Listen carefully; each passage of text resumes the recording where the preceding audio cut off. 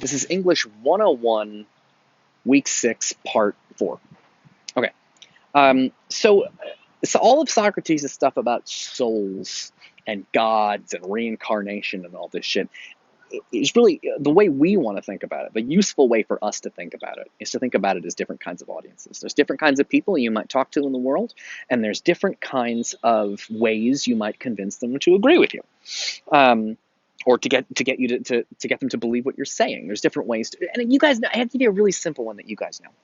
Some people learn better when you talk to them, but some people learn by listening. Some people learn by seeing. Some people learn by doing. You know this. I bet you know this. I bet you know this. So, as a teacher, I have to be ready to change how I do things so that students will follow what I'm saying. For example, I could run this as a podcast, right? You could just, this whole course could just be something you listen to, but I decided to include my face because I think if you see me and you have a face to connect to the sound, I think it helps feel like there's a real person here who will listen to you. I think it helps to connect with people, and so I choose to show my face. But some other teachers won't do that. They won't show their faces. They think it's better to communicate in other ways. A lot of teachers, I'm sure you have other online. I mean, look at your online classes and how they're taught. I bet you'll see lots of things. I bet you have teachers that spend the whole time screen sharing and they don't show their face, because what they don't want you to pay attention to their face. They want you to pay attention to sort of what they're doing on screen with a pen, and they draw pick. You notice I never draw anything. Because I'm sure in the real world you had teachers who used to draw on the blackboard. I never draw on the blackboard. I like to type words up. I like to show you what we're reading, but I don't actually type on the blackboard. There's different ways that teachers have different styles. They're using those styles to connect with audiences. This is how college works. You gotta find teachers that match your learning style. In other words, your mind. In other words, your soul. That's why, I'll give you a piece of advice. That's why it's not a good idea to say, is this teacher a good teacher or a bad teacher? That's not the question you want. The question is not, don't ask if a teacher is good or bad. Ask whether the teacher is good or bad for you. Are they a good teacher for you? Because you have a learning style. So some students, for example, love the way that I teach, and they will take lots of classes with me. Other students hate the way that I teach. They want daily quizzes, they want to be bugged, they want to get in trouble, they want to get yelled at. I don't do that. That is not how my soul works. I was not born under that god, the yelly god of Ares, god of war, or whatever. I was born under Zeus. I am a philosopher.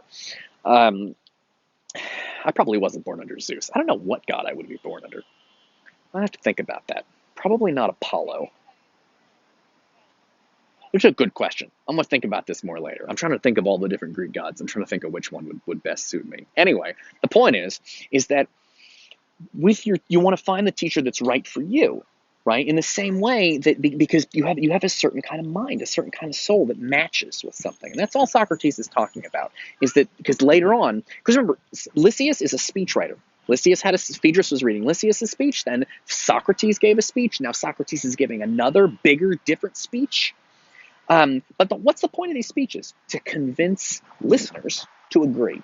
But listeners have different kinds of minds, different kinds of souls, and so you have to make your speeches and your essays match the audience you're writing them for. So just like teachers have to be ready to teach lots of different kinds of students who have different kinds of minds and different kinds of styles of learning, students have to write papers and again, I know it's silly because you're writing the papers for the professors, but we're training you to write papers and speak to everyday people out in the world. And you have to be ready to talk to those people in a way that makes sense to those people.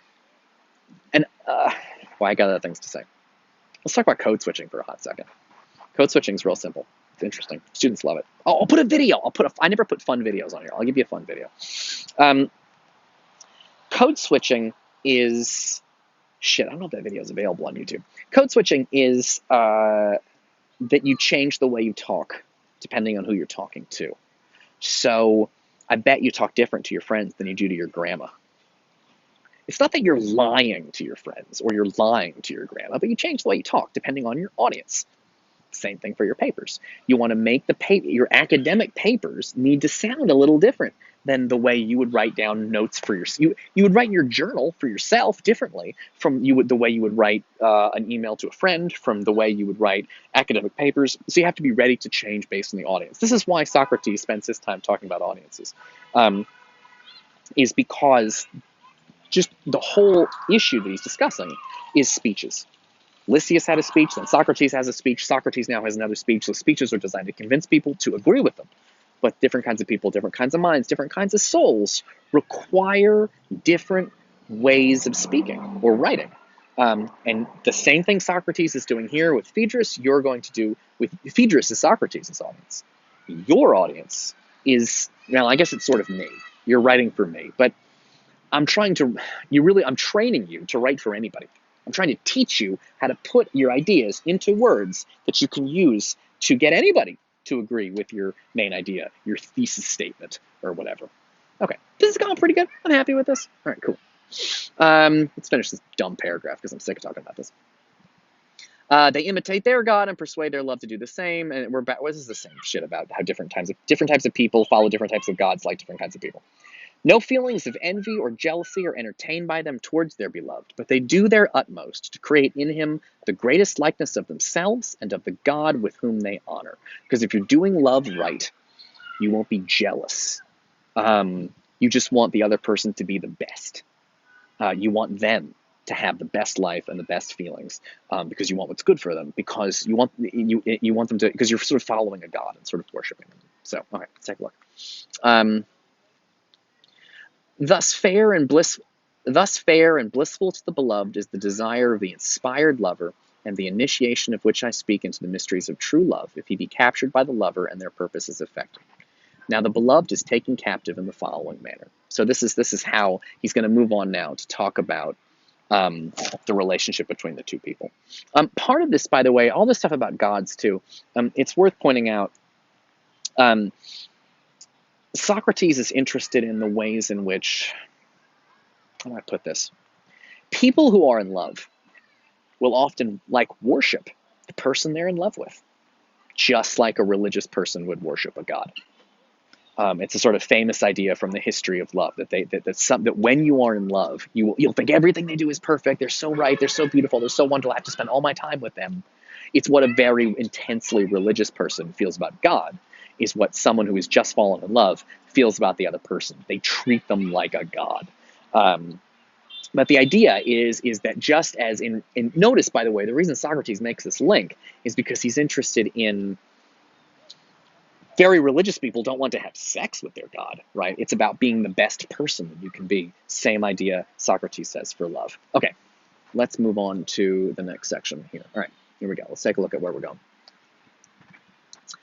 As I said at the beginning of the tale, I divided each soul into three: 2 horses and a charioteer. Right? Because he had the idea of the soul that has wings, but there was another metaphor where the soul had 3 parts. It was a guy with 2 horses to control, and there's a good horse over here, and there's a bad horse over here, and you gotta get him to go. You're on a car with wheels on the sides like this. See, you know what a wheel looks like? It looks like this. So the guy's got the wheels, and you're a guy on a chariot with wheels and 2 horses, and you got 1 horse here, 1 horse there. You're gonna go. By the way, I don't know why I'm telling you this. When you buy a new car, if you have a car, I don't know how to drive, but if you're a car person, how do they describe the power of a car? It's horsepower. Why? Because in ancient Greece, the car was a chariot, and horsepower, the more horses you had at the front of your chariot, the faster. You got 1 horse, you're going okay. You get 2 horses, you got 2 horsepower. You get 4 horses, you got 4 horsepower. But we still use that metaphor. This is the kind of stupid shit that I like. But I'm very entertained when the modern day world has connections to ancient Greece and Rome. And that's one of those connections, is we still say horsepower when we're talking about the power of a car. Because cars used to be chariots, and they were literally pulled by horses. Okay, cool. Well, I think I'm done with this video. I'll see you guys in the next. This is going fine.